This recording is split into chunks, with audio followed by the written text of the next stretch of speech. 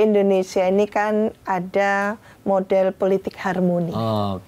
Jadi menjaga itu yang dilakukan oleh Presiden SBY dulu. Bagaimana menjaga harmoni supaya tidak terjadi konflik tajam dan biasanya kok setajam itu langsung cooling down gitu. Dalam politik harmoni gitu. Jadi kekhasan Indonesia memang seperti itu. Maka sekarang kan agak ewo pekewo gitu ya. Tapi ewo pekewo dalam politik ini menyesatkan menurut saya. Sangat menyesatkan. Bukan peradaban, ini tidak ada urusan dengan peradaban. Ewo pekewo politik artinya kita semua tersesat.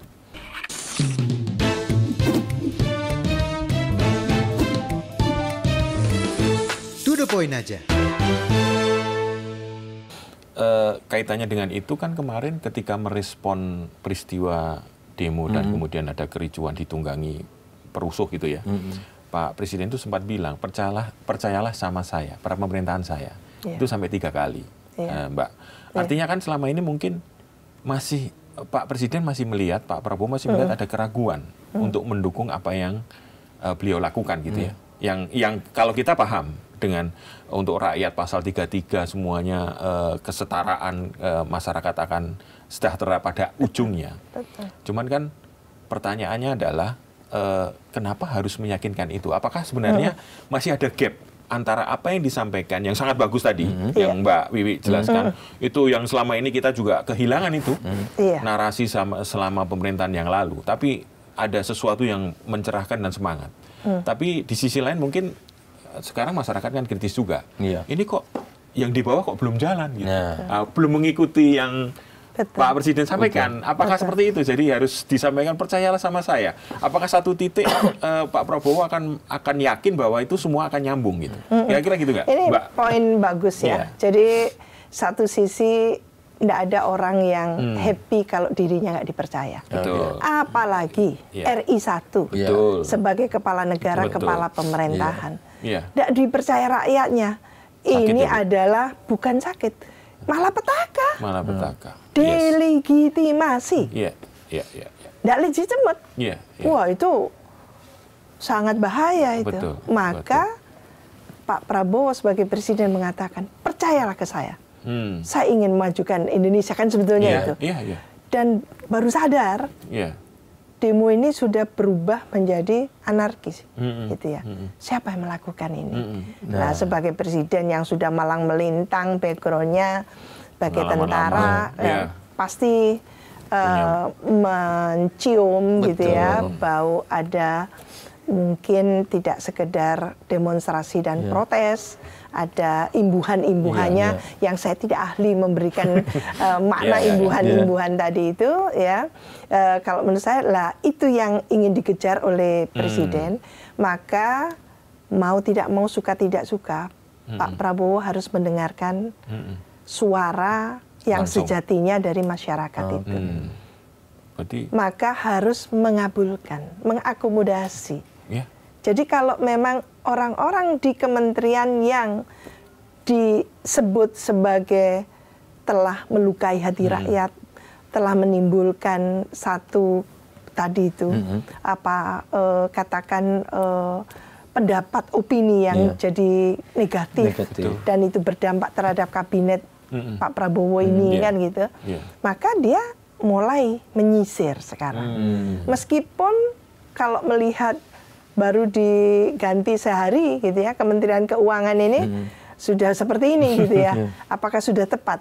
Maka seharusnya Pak Prabowo ini punya kriteria, satu variabel indikator untuk menentukan yang duduk menjadi pembantunya ini, baik itu menteri maupun wakil menteri. Jadi bukan karena bisikan-bisikan dan sebagainya, buat aja indikatornya. Variabel indikator kriteria tadi itu supaya memenuhi secara utuh persyaratan dan loyalitas kepada Pak Prabowo. Karena memang harus itu syaratnya. Tidak mungkin Pak Prabowo merekrut orang yang justru akan menampar dirinya. Lah kalau salah menampar dirinya kan gitu. Betul. Wajahnya Pak Presiden yang kena. Betul. Jadi tidak menerjemahkan visi misi programnya 8 Ascacita program Ascacita tadi itu menjadi cuman slogan, jargon, kosong gitu kan. Lah ini yang harus diyakinkan. Maka kita ingin mendengar dari Pak Prabowo itu apa kriteria untuk menjadi menteri selain nanti akan diberikan pembekalan di Magelang gitu ya. Lah ini kan belum ada pembekalan. Memang itu pertanyaan saya. Jadi kalau ada reshuffle, apakah yang menggantikan itu juga akan dimagelangkan? Nah kalau enggak apa dampaknya kan gitu. Harusnya sama gitu. Kalau sedikit-sedikit yang di reshuffle memang resikonya lalu tidak dimagelangkan kan gitu, langsung kerja.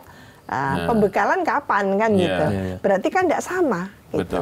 Lah ini juga harus diperbaiki kalau menurut saya. Kalau sampai tidak dimagelangkan, maka kriteria tadi itu yang harus rigid, harus serius sekali. Jadi jangan meleset lagi, nanti bongkar pasang kabinet, dan itu menunjukkan tidak profesional gitu ya. Nanti situasi Polkamnya kena dampak lagi. Betul.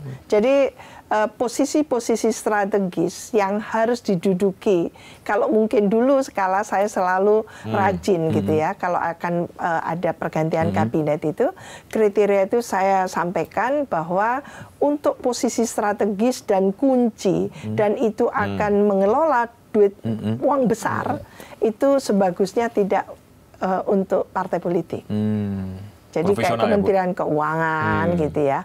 Dan kementerian tertentu yang memang ini untuk NKRI itu jangan ke partai dulu gitu kan.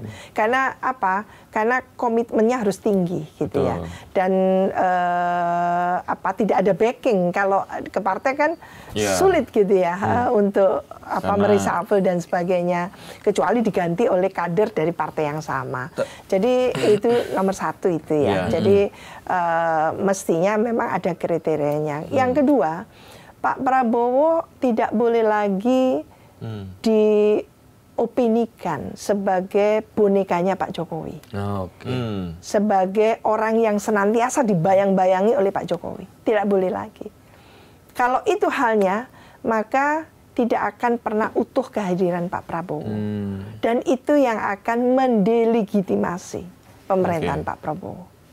Jadi suka tidak suka kita harus sampaikan. Karena apa? Karena kalau kecintaannya ke NKRI, kita akan dukung sepenuhnya. Kita juga sangat NKRI, kan gitu. Lah, ini harus kita sampaikan.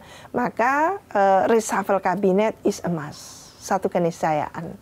Untuk meletakkan orang-orang yang sungguh-sungguh akan mampu mengeksekusi program sesuai dengan yang sudah diucapkan. Jangan sampai Pak Prabowo terstigma hanya karena omon-omon istilahnya. Jadi kemarin kan ada penilaian. Ini mau sudah 10 bulan, mau 1 tahun. Satu televisi menilai kan gitu. Kaget juga saya, dinilai 4 gitu ya. Kalau yang dari Gerindra nilai 9,5 wajar gitu. Tapi orang lain menilai 4. Dari KPK menilai, mantan KPK gitu, menilai masih 7 gitu. Saya menilai 7 kan gitu. Ada yang menilai 8 gitu, pakar hukum. Lah saya 7 karena saya masih optimis dengan apa yang disampaikan oleh Pak Prabowo. Ketegaran dia, ketegasan dia, kepemimpinannya dan sebagainya. Kita tidak pernah mendengarkan ucapan-ucapan eksplisit se-frankly ini, setajam ini yang disampaikan oleh seorang presiden. Saya katakan itu. Tapi 4 tadi menjadi rasional ketika ternyata pembantunya tidak mengeksekusi isu. Saya bilang gitu. Lah, ini bedanya tadi itu untuk menjelaskan. 7 untuk Pak Prabowo, tapi 4 untuk para pembantunya yang nggak mampu mengeksekusi itu. Ditunggu sampai 10 bulan ngapain? Itu jadi itu antara lain. Berarti artinya reshuffle kemarin sekaligus menjawab itu kan banyak kita yang ngobrol sama ini kan Pak Prabowo itu kalau pas di podium di acara menggebu tapi begitu selesai dari itu di bawahnya nggak jalan. Kan ini. Mungkin reshuffle salah satu itu yang menjawab itu ya ini nggak jalan udahlah daripada nunggu lama gitu. Betul. Tapi ini kan Indonesia ya. Kita membumi lagi ke Indonesia. Di Indonesia ini kan ada model politik harmoni.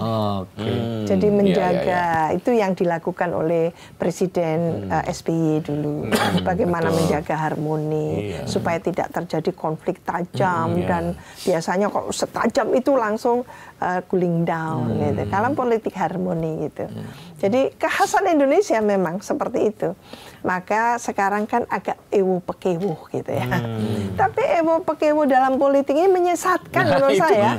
Sangat menyesatkan. Bukan peradaban, ini tidak ada urusan dengan peradaban. Ewo pekewo politik artinya kita semua tersesat. Karena lalu tidak tegas, kita relaktan, segen gitu kan. Padahal Pak Prabowo itu cuma dikasih 5 tahun. Ini sudah mau 1 tahun. 1 tahun. Menjelang 1 tahun. Berarti tinggal 4 tahun lagi. Padahal tidak akan 4 tahun, cuma 3 tahun. Karena tahun terakhir itu untuk pemilu. Nah itu. Maka hitung itu baik-baik gitu kan. Kalau menurut saya, the sooner the better. Untuk melakukan perombakan yang fundamental dan sangat dibutuhkan oleh masyarakat. Percayalah Pak Prabowo bahwa masyarakat luas itu mendukung gitu ya apa yang diinginkan untuk memajukan Indonesia ini, untuk mensejahterakan rakyat. Jadi nggak usah ragu-ragu. Kalau ada elit yang tidak mendukung seperti itu, katakan supaya kita tembakin bareng-bareng kan gitu. Kita sorot tajam bareng-bareng kan gitu. Oh ini toh biangnya yang nggak setuju kita sejahtera kan gitu. Yang disebutkan kita tidak takut, saya tidak takut oligarki gitu, tidak takut pada pemodal yang apapun ya. Nah itu ajak masyarakat untuk gitu ya, perasaan Pak Prabowo yang menghadapi seperti itu, ajak masyarakat karena memang Pak Prabowo dipilih rakyat kok langsung kan gitu. Jangan sendiri, kalau sendiri yang terjadi adalah nanti rumor di bawah ini rumor. Oh ternyata dia nggak berani, ternyata memang dikendalikan, ternyata boneka, capek kita mendengarnya gitu loh. Itu sebetulnya.